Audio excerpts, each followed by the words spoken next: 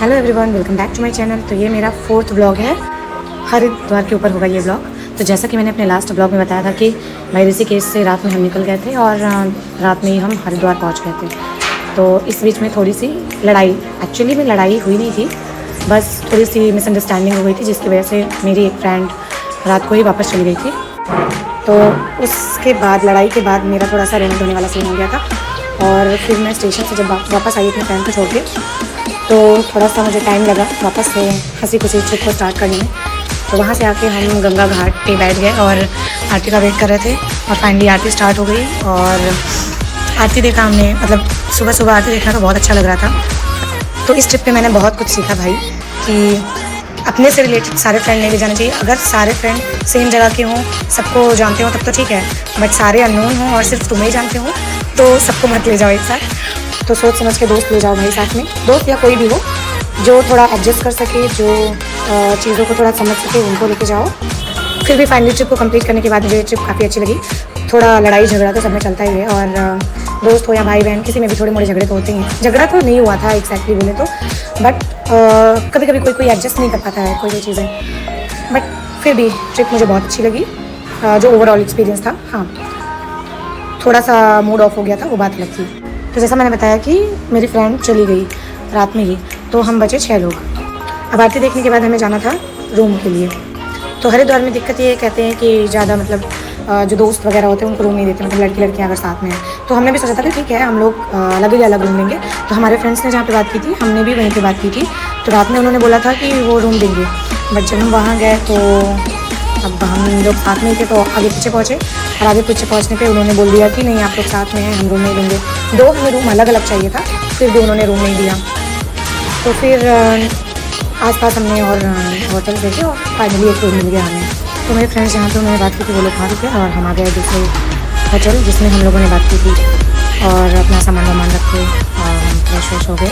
मतलब दो मेरी फ्रेंड्स तो उन्होंने नहा लिया था, बट मैं थोड़ा सा मेरा मन डिस्टर्ब था तो नहा नहीं पाई थी। फिर मैंने होटल में भी नहाया, कुछ खास रूम नहीं था बट ठीक था आराम करने के लिए।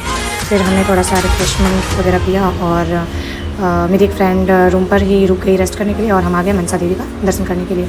तो मनसा देवी में 240 रुपीज़ का टिकट था, रोपवे का जिसको हम बोलते हैं उड़न खटोला, और उसका 1 घंटे वेटिंग टाइम था। तो हम 1 घंटे वेट किए। वेटिंग टाइम थोड़ा वेट करना थोड़ा अच्छा नहीं लग रहा था, बट आफ्टर वेटिंग फाइनली उड़न खटोला में हम बैठ गए और वीडियो बनाते बनाते चले गए। 5 ही मिनट लगा था उड़न खटोला से मंदिर तक पहुँचने में। पहले तो हमने प्लान किया था कि हम पैदल ही जाएंगे मंदिर तक, बट धूप थोड़ी ज़्यादा थी और पहले ही थकान की वजह से हम सबका दिमाग थोड़ा फ्रस्ट्रेटेड था और फ्रस्ट्रेशन में इतना कुछ हो जा रहा था। तो हमने सोचा आगे और कुछ किसी के मूड के साथ ना हो, इसलिए चलो भाई रोपवे से चलते हैं। तो फिर दर्शन वर्शन हम लोग अच्छे से हमने किया वहाँ पे। मेरे लिए रोपवे का ये पहला एक्सपीरियंस था। आई थिंक सारे लोगों के साथ ये पहला एक्सपीरियंस था रोपवे का। तो मुझे तो काफ़ी मज़ा आया ऊपर से नीचे देखने में। थोड़ा सा ऐसी चीज़ें करना मुझे बहुत पसंद होता है जिसमें थोड़ा थ्रिल हो। फिर लाइन लगा के धीरे धीरे हम मंदिर में पहुँचे। एक्चुअल में मुझे थोड़ा सा मतलब दर्शन करने में प्रॉब्लम हुई क्योंकि मैं हर जगह ठीक दर्शन नहीं कर पा रही थी।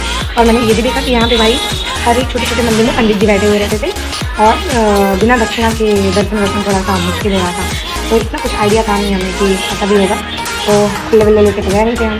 आजकल तो ऑनलाइन का ज़माना है और पंडित जी लोग ऐसा काम करने लगते हैं।